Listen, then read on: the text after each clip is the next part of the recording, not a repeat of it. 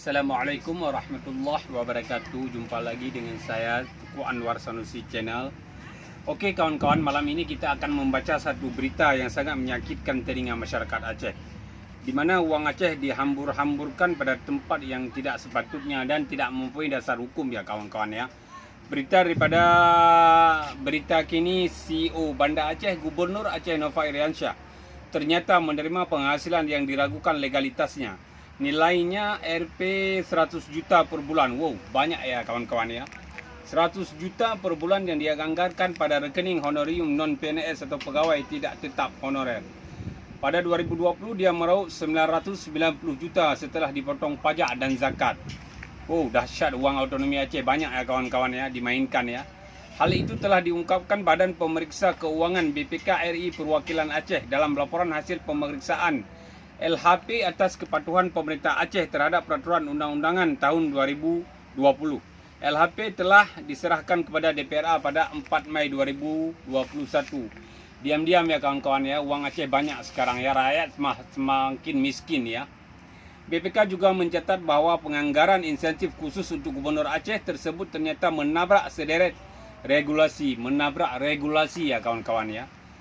Terutama yang mengatur dan menetapkan komponen penghasilan kepala daerah. Pasal 4 ayat 1 PP nomor 109 tahun 2000 tentang kedudukan keuangan kepala daerah menyatakan bahwa kepala daerah dan wakil kepala daerah diberikan gaji yang terdiri dari gaji pokok, tunjangan jabatan dan tunjangan lainnya. Pasal 4 ayat 3 PP tersebut juga menyatakan bahwa tunjangan jabatan dan tunjangan lainnya ditetapkan sebagai dengan ketentuan perundang-undangan yang berlaku bagi pejabat negara kecuali ditentukan lain dengan peraturan perundang-undangan. Lalu pasal 5 menyatakan bahwa kepala daerah tidak dibenarkan menerima penghasilan atau fasilitas rangkap dari negara, dan pasal 8 menyebutkan bahwa untuk pelaksanaan tugas-tugas kepala daerah disediakan biaya penunjangan operasional yang dipergunakan untuk koordinasi, penanggulangan kerawanan sosial masyarakat, pengamanan dan kegiatan khusus lainnya. Selain itu, BPK juga menukilkan bahwa berdasarkan pasal 24 ayat 6 PP nomor 12 tahun 2009 tentang pengelolaan keuangan daerah tersebut bahwa setiap pengeluaran daerah harus memiliki dasar hukum yang melandasinya. Tidak ada dasar hukum ya kawan-kawan ya. Kemudian pada pasal 4 ayat 3 Permendagri nomor 13 tahun 2006 tentang pengelolaan keuangan daerah seperti yang telah dirubah terakhir dengan Permendagri nomor 21 tahun 2011 menyebutkan bahwa taat pada peraturan undang-undangan adalah bahwa pengelolaan keuangan daerah harus berpedoman pada peraturan perundang-undangan. Hal tersebut mengakibatkan anggaran belanja insentif khusus gubernur tidak mengacu pada peraturan di atasnya dan memboroskan keuangan daerah senilai 990 juta, tulis BPK dalam LHP tersebut.